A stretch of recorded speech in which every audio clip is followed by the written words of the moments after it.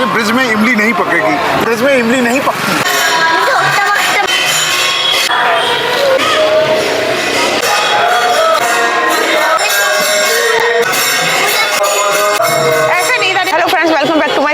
Again Radhe Radhe आप सभी को। जैसे आपको पता है हमने 100 डेज का पूरी ब्रज भूमि का चैलेंज दिया है, जिसमें आपको वृंदावन, बरसाना, नंदगांव, गोकुल सबके दर्शन करा रहे हैं, सब पवित्र स्थलों के दर्शन करा रहे हैं, साथ में संतों के, भक्तों के भी दर्शन करा रहे हैं, जो भक्त ऐसे हैं जो सब कुछ छोड़ के वृंदावन में आके बसे हैं। इसी क्रम में आज हम आए हैं महाप्रभु की बैठक, जिसको हम कहते हैं इमली तला महाप्रभु की बैठक भी कहा जाता है। कहते हैं यहाँ पे जो इमली का वृक्ष है, वृंदावन में जो इमली का वृक्ष है, कभी पकती नहीं है इमलियाँ। श्री कृष्ण ने ऐसा श्राप दिया था। इसके पीछे की क्या कहानी है, पहले हम आपको मंदिर का दर्शन कराएंगे, फिर आपको बताते हैं। हम आपको अंदर ले जाएंगे। अंदर दर्शन कराने से पहले हमें बाहर मिल गए यहाँ सेवायत, यहाँ जो सेवा करते हैं, पहले हम इनसे जानते हैं यहाँ की क्या महत्वता है, क्या महिमा है। यहाँ कहते हैं महाप्रभु की तपोस्थली है, इसके बारे में जानते हैं सेवायत जी से। सर आपका नाम क्या है? मेरा नाम सुमनकांत पालीवाल है। मैं प्रपौत्र हूँ भौरे ब्रिजलाल का, जिन्होंने वृंदावन में आज से 110-115 साल पहले रास की परंपराओं का मंडलियों का गठन करके करीब 10 रास की मंडलियों को बनाया था, और उनको इसलिए निम्बार्क संप्रदाय का एकनिष्ठ साधक भी कहा जाता है। मैं उनका प्रपौत्र हूँ और पेशे से वकील हूँ। मैंने 1982 में मथुरा से BSc कॉलेज से पढ़ा और ब्रिजवासी बालक हूँ। साथ में ये जो जगह है वो ये चैतन्य महाप्रभु जगह है। जो वृंदावन की खोज किसने की? वृंदावन की खोज की चैतन्य महाप्रभु ने। जगह जगह आकर उन्होंने अपनी जगह देखा। जब ये जगह स्थल पर आए तो यहाँ पर चैतन्य महाप्रभु को आभास हुआ कि यहाँ कृष्ण और राधा ने रास किया था। रास करते करते उनके पैरों में जो है इमली का जो ये इमली तला, इसीलिए इसको बोला जाता है। इमली का पकी हुई इमली लग गई। तो उन्होंने कहा कि जब कृष्ण ने कहा कि राधा को बड़ा कष्ट हुआ, तो उन्होंने कहा अब इसके बाद से ब्रिज में इमली नहीं पकेगी, इसलिए इस स्थान पर और पूरे ब्रिज में इमली नहीं पकती है। क्योंकि ये चैतन्य महाप्रभु द्वारा खोज गया हुआ है, गौड़ी मठ है, पुराना विग्रह है और वृंदावन यमुना किनारे है, इसलिए ये एक इम्पोर्टेंट, एक विश्वविख्यात जगह भी है और गौड़िया संप्रदाय के सेवायतों द्वारा इसकी सेवा की जाती है। अच्छा महाराज जी, जैसे आपने कहा कि इमली नहीं पकेगी, या इमली का कोई वृक्ष वृंदावन में नहीं होगा, सिर्फ यही नहीं, यह वृक्ष तो है लेकिन पकती नहीं है। पकती नहीं है, इमली सिर्फ यहीं पकेंगी। नहीं, इमली उसके बाद यहीं नहीं पकती, क्योंकि राधा रानी के जब लग गया तो कृष्ण भगवान ने हाँ ये श्राप दिया कि ब्रिज में इमली नहीं पकेगी। अच्छा, ब्रिज में इमली नहीं पकती। अच्छा, हमें नहीं जहाँ सुना था कि इमली का वृक्ष सिर्फ यहीं है, बाकी पूरे ब्रिज में नहीं। ब्रिज में पूरे में ब्रिज है, लेकिन ये पुरातन तो उस जमाने का इमली का वृक्ष है। अच्छा, उसका अंश आज भी है मंदिर के अंदर। अच्छा, इसलिए इमली है। और यहाँ रास कृष्ण से रास किया था, क्योंकि यमुना किनारे है और ये यमुना किनारे का एक प्रमुख ठीक है, और इस घाट को रानापत घाट कहते हैं। अच्छा, ये मीराबाई के वंशजों द्वारा बनाया हुआ घाट है। अच्छा, और जैसे यहाँ पे लिखा हुआ है महाप्रभु की बैठक, तो महाप्रभु मैंने कहा चैतन्य महाप्रभु जब यहाँ आए थे तो यहाँ बैठे थे, बैठ के उन्होंने भजन पूजा पाठ किया था, इसलिए तपोभूमि है साथ में। तो कृष्ण की जो लीलाएं की थी जहाँ जहाँ, वहाँ चैतन्य महाप्रभु गए और उन्हें उस चीज़ को दोबारा से लोगों के ज्ञान में लाया गया, तभी ब्रिज को, क्योंकि ब्रिज का जो इतिहास है वो चैतन्य महाप्रभु के बाद लिखा हुआ है। वो तो ठीक है, 5-6 वर्ष पहले कृष्ण भगवान रहे। कृष्ण भगवान जो थे वो 1 वर्ष से 6 वर्ष तक गोकुल में और 6 वर्ष से 11 वर्ष तक वो वृंदावन में उन्होंने रास की लीलाएं की। और मैं उस रूप का प्रपौत्र हूँ भौरे ब्रिजलाल का, जिन्होंने रास की एकनिष्ठ अष्टयाम सेवाओं के द्वारा रास की। उन्होंने अपने समय में 10 रास की मंडलियों को प्रमोट किया, क्योंकि वो एक बड़े जमींदार थे। इसलिए मेरा यमुना पार उसका गाँव है, और उन्होंने उस जमाने में आज से 172 उनके साथ ग्वारिया बाबा, हरिया बाबा, उड़िया बाबा, काठिया बाबा जैसे संत उनके आत्मीय संबंध थे। और मेरी इसी उसमें एक युगल शतक की पुस्तक आ रही है जो वृंदावन शोध संस्थान से छप कर आ रही है। उसमें ब्रज के बारे में और रास के बारे में विशेष रूप से उल्लेखित किया गया है। अच्छा, बहुत अच्छा महाराज जी। जैसे महाराज जी ने बताया मंदिर की महिमा के बारे में, और हमें जो जानकारी थी थोड़ी गलत जानकारी थी, हम मिले आपसे, आपने हमें पूरी जानकारी दी और आपसे बात करके अच्छा लगा। राधे राधे। इमली तला मंदिर, जिसको महाप्रभु की बैठक भी कहते हैं, अगर आप आएंगे तो बाहर बोर्ड लगा हुआ है महाप्रभु की बैठक। अगर आप वृंदावन आ रहे हैं तो इस मंदिर में एक बार जरूर आइए। आगे जानेंगे मंदिर के बारे में डिटेल में। आप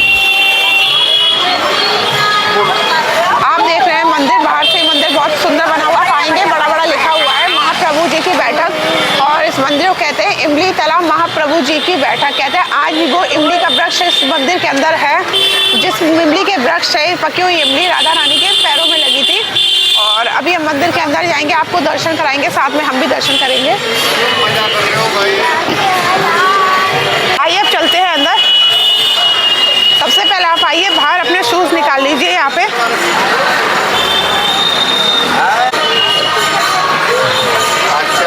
आओ चलो चलो चलो।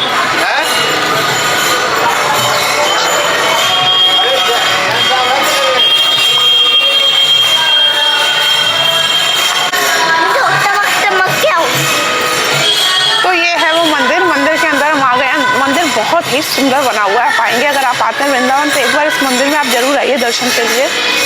इस मंदिर की खास बात यह है कि इस मंदिर का नाम इमली तला इसलिए पड़ा है क्योंकि इसमें इमली का वृक्ष है, जिसके बारे में आप सुन ही रहे हैं। वीडियो में हमने बताया भी कि बहुत साल पुराना वो वृक्ष है, आज भी इस मंदिर में मौजूद है। सब लोग दर्शन करने आते हैं, इमली के पेड़ के, उस वृक्ष के ही दर्शन करने आते हैं। उस वृक्ष में क्या ऐसा खास है, और 5500 वर्ष पुराना वो पेड़ है, आज भी इस मंदिर में मौजूद है। मंदिर आप आएंगे, देखिए कितनी सुंदर यहाँ पे प्रतिमाएं बनाई हुई हैं। जो उस टाइम की जो लीलाएं थी वो प्रतिमाओं के रूप में या बना के दर्शाया गया है। ये राधा रानी बैठी है, उनके पैर में यहाँ इमली का जो पका हुआ वो लगा था, पकी हुई इमली कि वो यहाँ कलाकृति दर्शाई गई है। यहाँ पे देखिए कितनी सुंदर सुंदर हमारे राधा कृष्ण की प्रतिमाएं हैं। जो भी उनकी लीलाएं रहा करती थी वृंदावन में, निधि वन में, वो सारी लीलाएं यहाँ दर्शाई गई हैं।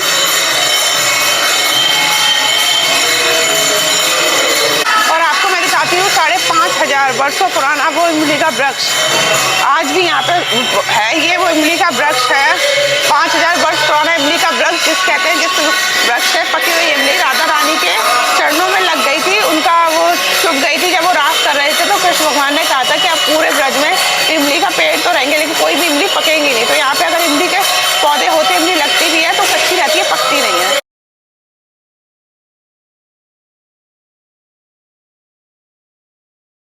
तो जैसे हमने आपको भी बताया कि इमली का पेड़ है, लिखा भी हुआ है 5500 वर्ष पुराना।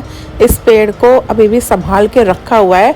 ये पेड़ पूरा नहीं है, आधा इसका सिर्फ तना है। आप सोचेंगे सिर्फ तना क्यों है, पूरा पेड़ क्यों नहीं है, तो इसके पीछे भी एक कहानी है। कहते हैं कि इमली का पेड़ है जहाँ बैठ के प्रभु जी ने वो तपस्या की थी, राधा रानी उनसे मिलने आ रही थी, उनके पैर में इमली, पकी हुई इमली चुभ गई और पूरे पैर से बहुत ज़्यादा खून बहने लगा। तो कृष्ण भगवान ने श्राप दिया कि पूरे ब्रज में इमली तो होगी, इमली का पेड़ होगा, बट अब इमली पकेगी नहीं, कोई इमली पकेगी नहीं। तो कहते हैं 84 कोस ब्रज में इमली का पेड़ होगा भी तो इमली पकती नहीं है।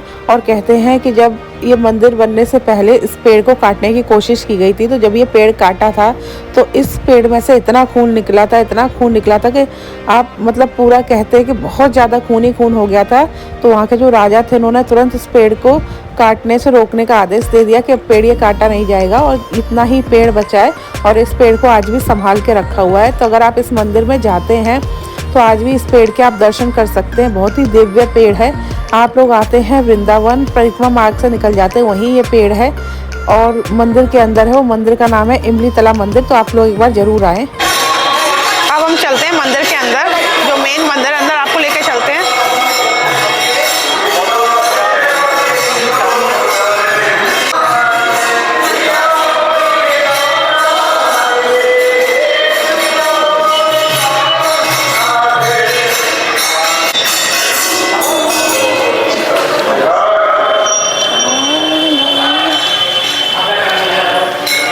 मंदिर के अंदर आपको कराते हैं मंदिर के दर्शन। सामने आप देखिए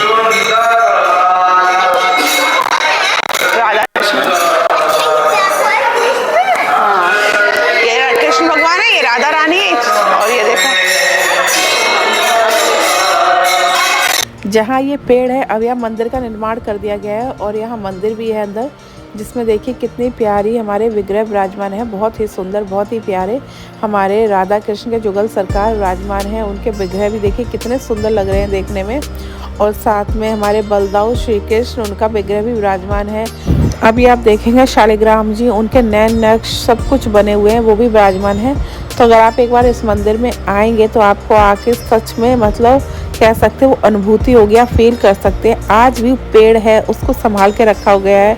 उसके ऊपर अब थोड़ा शील्ड वगैरह लगा दिए ताकि डैमेज ना हो और हम संभाल के रख सकें। ये देखिए आप शालिग्राम, कितने सुंदर शालिग्राम, इनके दर्शन कर रहे हैं आप। तो आप वृंदावन आए तो इमली तला मंदिर जरूर आए। महाप्रभु की बैठक इस नाम से आप किसी से भी पूछेंगे, कोई भी आपको बता देगा। आइए और इस अद्भुत पेड़ के दर्शन कीजिए और अनुभव कीजिए आप। और बड़ी ही मतलब विचित्र कहानी है पेड़ के पीछे, और ये चीज़ हमें भी पता नहीं था, हमें पता लगा तो हमने कहा इसका ब्लॉग ज़रूर बनाना चाहिए। कई लोगों की क्वेरी आ रही थी और जब हमने इसके पीछे की कहानी सुनी तो बड़ी ही मतलब अच्छा ऐसा अनुभव हुआ कि नहीं, एक बार जाके यहाँ ब्लॉग बनाना चाहिए।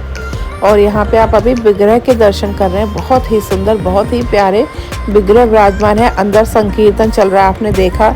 और मंदिर की परिक्रमा भी आप कर सकते हैं, तभी हम आगे जाके परिक्रमा भी करेंगे।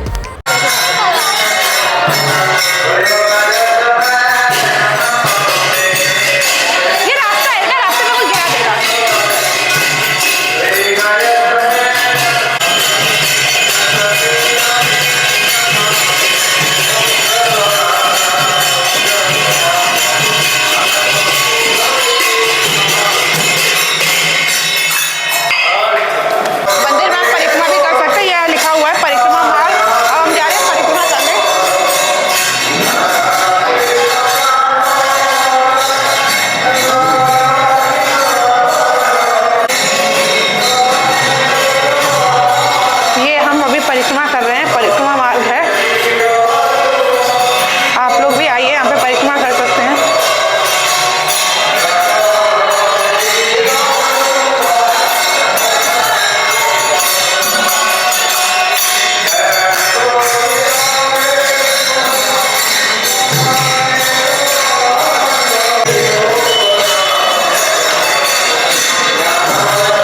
ये हमारी परिक्रमा थी। आप मंदिर के चारों तरफ परिक्रमा भी लगा सकते हैं, जैसे हमने भी परिक्रमा लगाई चारों तरफ, और हमने आपको मंदिर के दर्शन कराई दिए। बहुत सुंदर दर्शन है, और यहाँ की जो महिमा है वो भी बहुत अद्भुत है, बहुत ही दिव्य है। बहुत से लोगों को जानकारी नहीं है यहाँ के बारे में, हमें भी नहीं थी। हमें जब जानकारी मिली तो हम आए, हमने दर्शन किया, आपको भी दर्शन कराए। भक्तों के कमेंट भी आ रहे थे कि इमलोतला मंदिर है, वहाँ पे जाके आप हमें दर्शन कराइए, तो हम आपको लेके आ गए सीधा यहाँ। हमने भी दर्शन किए, साथ में आपको भी दर्शन कराए। बहुत ही अद्भुत, बहुत ही दिव्य दर्शन है यहाँ पे। और अनाया की यहाँ पे देखिए मस्ती चल रही है फुलटू।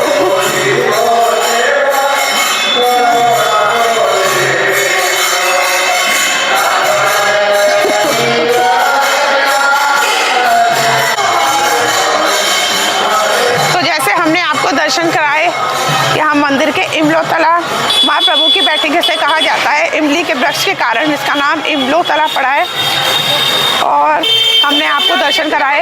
आई होप आपको ये वीडियो अच्छी लगी हो। यहाँ दर्शन भी आपको करके बहुत अच्छा लगा होगा। अगर आप अगली बार वृंदावन आते हैं तो इमलीतला महाप्रभु की बैठक में ज़रूर आएंगे। और ये देखिए, ये अगर आपको यहाँ आना हो तो मैं आपको बता दूँ, वृंदावन में परिक्रमा मार्ग में ये मंदिर पड़ता है। यमुना मैया के दर्शन करने तो सब आते हैं। यमुना मैया के किनारे जो परिक्रमा मार्ग है वहीं आपको ये मंदिर पड़ता है। आप किसी से भी पूछ लेंगे, कोई भी आपको बता देगा कि इमलीतला मंदिर जाना है, इमलीतला महाप्रभु की बैठक में जाना है, तो यहाँ ये मंदिर है। और इस ब्लॉग को हम यही खत्म करते हैं। इसके अलावा पूरे वृंदावन में आप कुछ और देखना चाहते हैं, पूरी ब्रजभूमि में हमने आपको नंदगांव, बरसाना, गोकुल, रावल सबके दर्शन कराए हैं। भक्तों के, संतों के, या किसी और से आप चाहते हैं किसी ऐसे भक्त या संत के हम इंटरव्यू करें तो आप कमेंट बॉक्स में बता सकते हैं। लोगों का डिमांड आ रही थी कि इमलीतला मंदिर के हम आपको दर्शन कराएं, तो आज हमने दर्शन करा दिए हैं। इस ब्लॉग को यही खत्म करते हैं, और मेरे चैनल को लाइक करें, सब्सक्राइब करें, शेयर करें। आपसे मिलेंगे नेक्स्ट ब्लॉग में। राधे राधे। चलते चलते ब्लॉग की एंडिंग